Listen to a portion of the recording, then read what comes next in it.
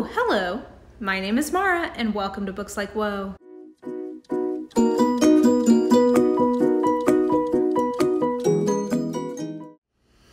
Okay guys, so it is International Women's Day, so happy International Women's Day. I'm not sure what the correct greeting is for this particular occasion, but it's also Women's History Month, and so I just thought it might be appropriate for me to hop on here and give you 5 recommendations I have for sort of like feminist, gender studies, ladies, empowerment, rah-rah books. If that's a category, I guess it is now. Sort of just my 5 favorite like feminist literature, feminist tome recommendations, and I tried to pick 5 ones from like different categories and different like genres of nonfiction. I definitely could do a whole video about like feminist literature, including nonfiction. I don't know. Well, you guys can let me know if you're interested in that. But today I'm sticking to nonfiction, and I'm going to start with the book that I've talked about many times on here because it was like actually a life-changing book. And I'm going to put this in the genre of like an argument of why feminism should be a thing, or why like equality between the sexes should be a thing. Like there's a whole genre of feminist literature dedicated to that.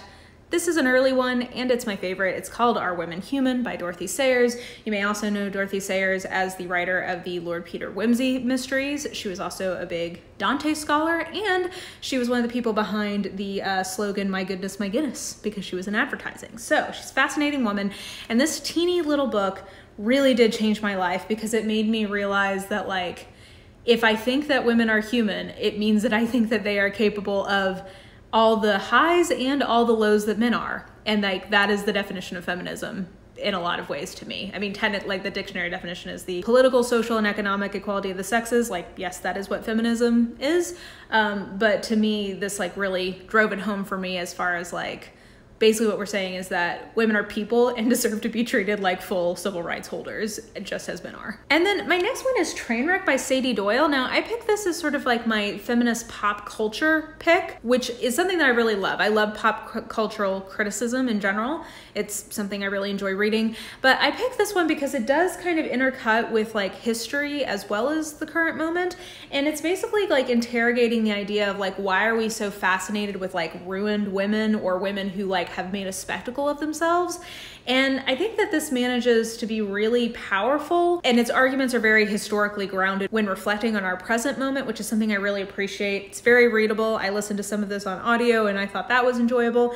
Yeah, this is just like one of my favorite pieces of sort of like feminist pop cultural criticism of the last few years, and I would definitely recommend it. Okay, now something that I think is often missing from kind of feminist literature reviews or like sort of talking about women's writings is the idea that like women have been trying to speak since writing was a thing.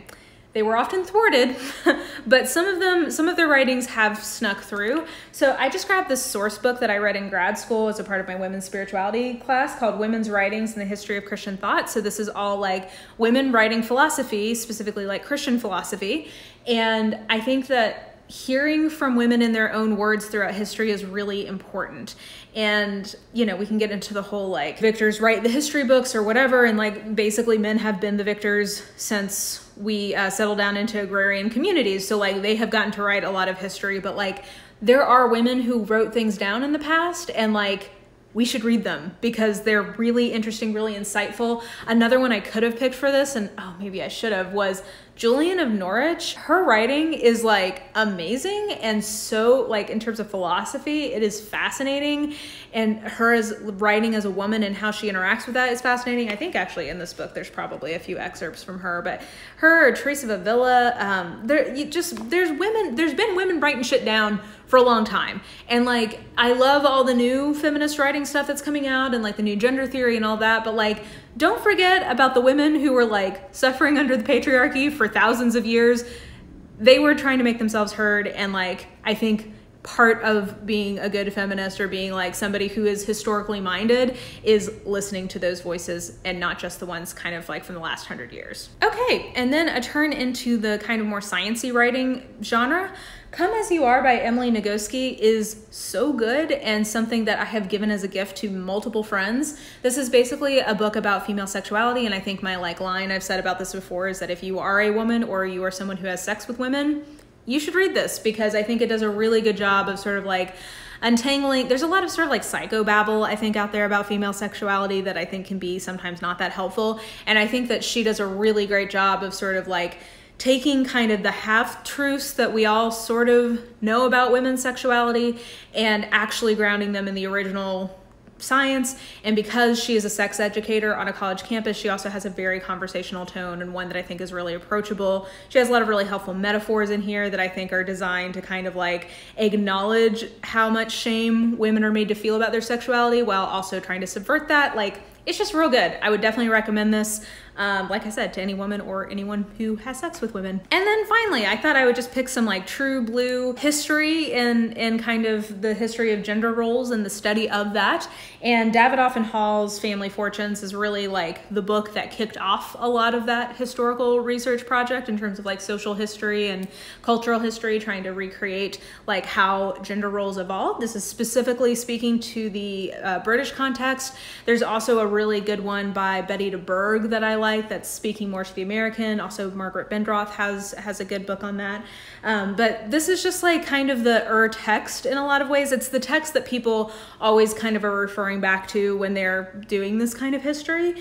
And yeah, it's not a book whose arguments I'm wholly convinced by. I think that they don't sufficiently, I don't think they have a nuanced enough view of religion in gender identity in this time period, because I think we tend to project our current lens onto history with that stuff and see things that at the time I would argue would be read as liberating as things that are oppressive. But I think that sometimes that can just be our own cultural moment looking back into history. Anyway, I still think that this is well worth the read. I've actually never fully read this. I've read like big chunks of it, but I've not read the whole thing cover to cover.